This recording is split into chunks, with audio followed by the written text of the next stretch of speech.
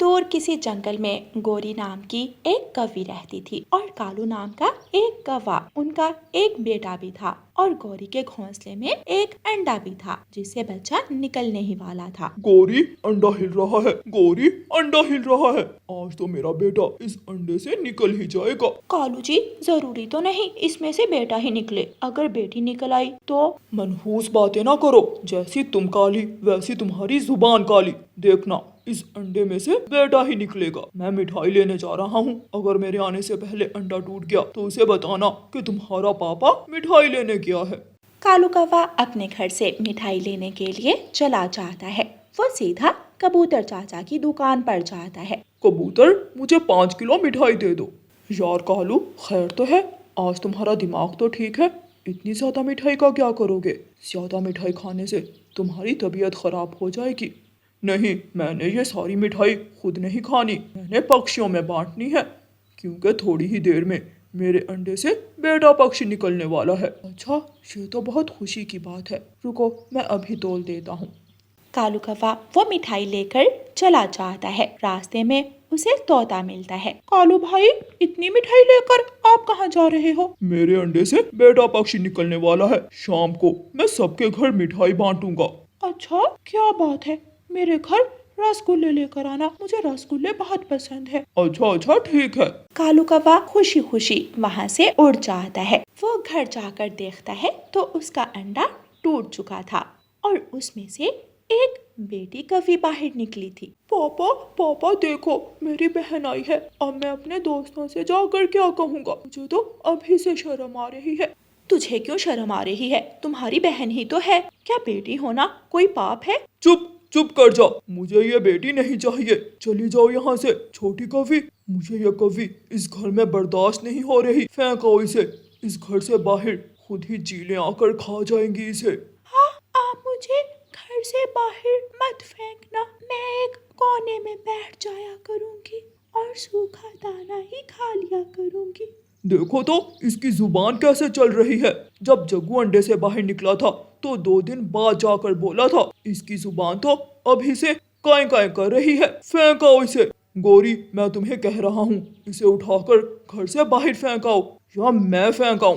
अगर मेरी बेटी के लिए इस घर में कोई जगह नहीं तो मैं भी इस घर में नहीं रहूंगी। ठीक है, तो अपनी बेटी को उठाओ और इस घर से निकल जाओ, अभी और इसी वक्त। गौरी कौवी अपनी बेटी को लेकर घर से निकल जाती है और सीधी अपनी पड़ोसन रानू चिड़िया के घर जाती है और दरवाजे पर दस्तक देती है। रानू चिड़िया दरवाजा खोलती है। आइए आइए गौरी बहन, क्या काम है? और ये छोटी कौवी कौन है? इतनी प्यारी है और ये रो क्यों रही है? रानू चिड़िया, मेरे पति ने मुझे और मेरी बेटी को घर से निकाल दिया क्योंकि उसे बेटियां पसंद नहीं। गौरी सारी बात रानू चिड़िया को बताती है। रानू बहन, मुझे बस एक रात अपने घर में रख लो, सुबह होते ही मैं अपना नया घर बना लूंगी और यहाँ से चली जाऊंगी। ठीक है, आप आ जाएं, घर के अंदर आ जाएं।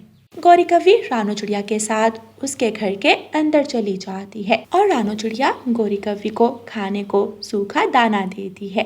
ये लो, ये एक मीठा फल पड़ा था, ये अपनी बेटी को खिला दो। गौरी खुद सूखा दाना खा लेती है और अपनी बेटी को मीठा फल खिला देती है। फिर वो सब सो जाते हैं।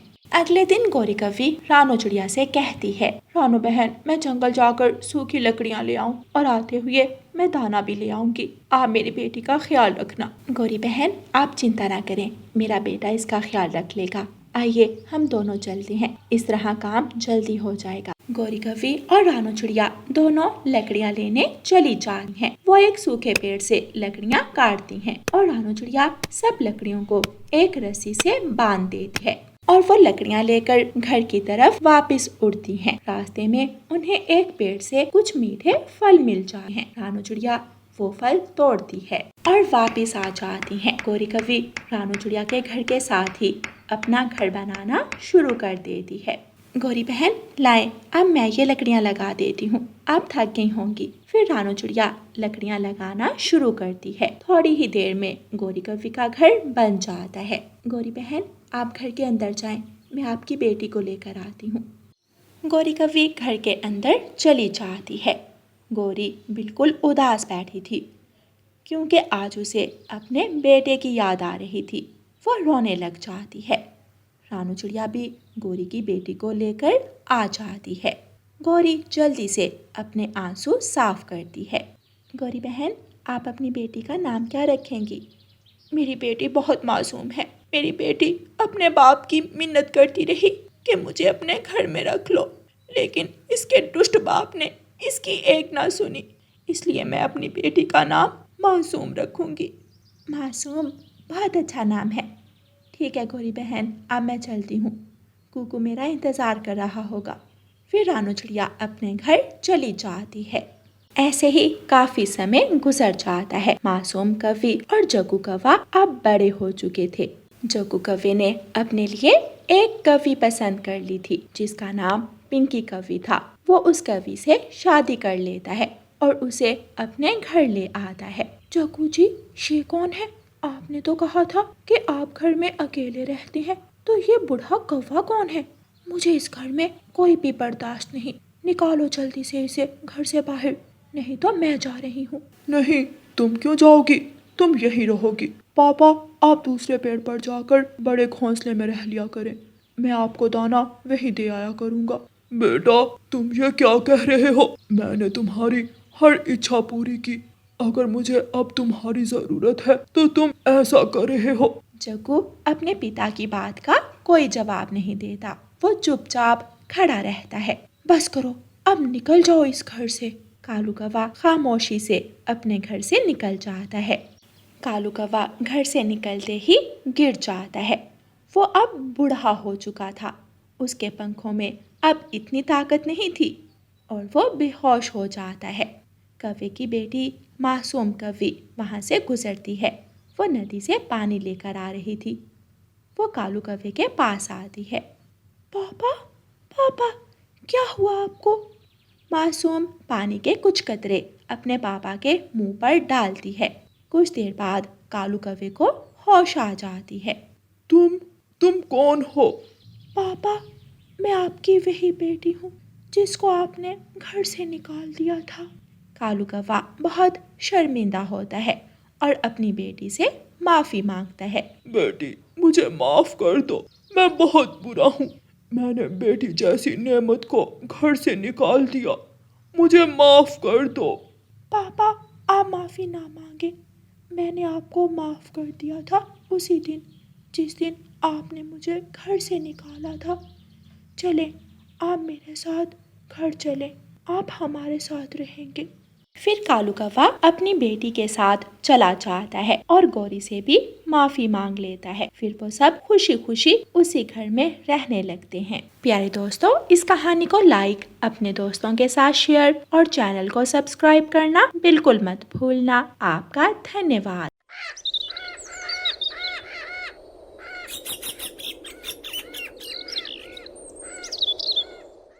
रानू चिड़िया अपने 2 बच्चों के साथ अपने घर में हंसी खुशी रहा करती। एक दिन जब रानू चिड़िया दाना लेने जाती है तो कुकू अपनी मम्मा से कहता है, मम्मा, मेरा आज चने का दाना खाने को बहुत दिल कर रहा है। मैं आज चने का दाना ही खाऊंगा। ठीक है मेरी जान, मैं अपने बेटे के लिए चने का दाना ही लेकर आऊंगी। रानू चिड़िया अपने घर से निकलती है और पूरे जंगल में चने का दाना ढूंढने लगती है, लेकिन उसे कहीं से भी चने का दाना नहीं मिलता। थोड़ी दूर उसे सूखा दाना गिरा हुआ दिखाई देता है। रानू चिड़िया उस सूखे दाने के पास जाती है। आज तो ये सिर्फ सूखा दाना ही मिला है। अगर इसे घर लेकर गई तो गुड़िया तो खा लेगी, लेकिन कुकू अपनी जिद का है, वो कभी नहीं खाएगा। मुझे किसी न किसी तरह चने का दाना ढूंढना होगा। रानू चिड़िया वो सूखा दाना लेकर फिर से उड़ती है। थोड़ी दूर उसे मैना बैठी हुई दिखाई देती है। रानू चिड़िया मैना के पास जाती है। मैना बहन, क्या आप बता सकती हैं कि मुझे चने का दाना कहाँ से मिलेगा? चने का दाना वो तो आपको जंगल से नहीं मिलेगा। उसके लिए आपको इंसानों की बस्ती की तरफ जाना होगा। इंसानों की बस्ती? वहाँ तो मेरी जान को खतरा भी हो सकता है। मैना वहाँ से चली जाती है। मैं किसान की पत्नी के पास जाती हूँ, वहाँ से मुझे चने का दाना ज़रूर मिल जाएगा। वो मुझे चने का दाना ज़रूर दे देंगी। रानू चिड़िया वहाँ से उड़ती है और इंसानों की बस्ती की तरफ चली जाती है। किसान की पत्नी अपने कमरे में बैठी चावल साफ कर रही थी। रानू चिड़िया उसके पास जाती है। माँ जी, आज मेरे बेटे का चने का दाना खाने को बहुत दिल कर रहा है। क्या आप मुझे कुछ चने के दाने दे सकती हैं? चिड़िया, ये देखो, मैं चावल साफ़ कर रही हूँ। मेरा बेटा भी कह रहा था कि चने वाले चावल खाने हैं, लेकिन हमें दुकान से चने नहीं मिले। मैं कल शहर से मंगवा कर रखूँगी, कल आकर ले जाना। ठीक है माँ जी, मैं अब चलती हूँ। रानू चिड़िया वहाँ से उड़ती है। जैसे ही वो इंसानों की बस्ती से थोड़ा बाहर आती है, उसे वहाँ कुछ चने के दाने पड़े हुए नजर आते हैं। रानू चिड़िया वहाँ रुकती है। शुक्र है ऊपर वाले, मुझे चने के दाने मिल गए। रानू चिड़िया वो चने के दाने उठाकर अपनी टोकरी में रखती है तो उसे आगे और चने दिखाई देते हैं। वो उन चनों के पीछे पीछे जाती है। वो सारे चने उठा लेती है।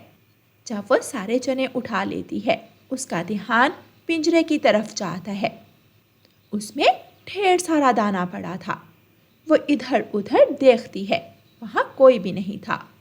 वो पिंजरे के अंदर चली जाती है। जैसे ही वो अंदर जाती है, कबूतर आसमान से आवाज़ लगाता है। रानू चिड़िया, ये इंसान का लगाया हुआ जाल है, जल्दी बाहर आ जाओ। कबूतर ऊंची आवाज़ से बोल रहा था, लेकिन रानू चिड़िया को सुनाई ही नहीं देता। पिंजरे का दरवाज़ा बंद हो जाता है। कबूतर जल्दी से वहाँ रानू चिड़िया के पास आता है। रानू चिड़िया, ये तुमने क्या किया? मैंने तुम्हें इतनी आवाज़ें दी, लेकिन तुम्हें कोई आवाज़ नहीं सुनाई दी। कबूतर भैया, किसी न किसी तरह ये दरवाज़ा खोलो, मुझे यहाँ से बाहर निकालो। मैं इस दरवाजे को नहीं खोल सकता, मेरी चोंच बहुत छोटी है।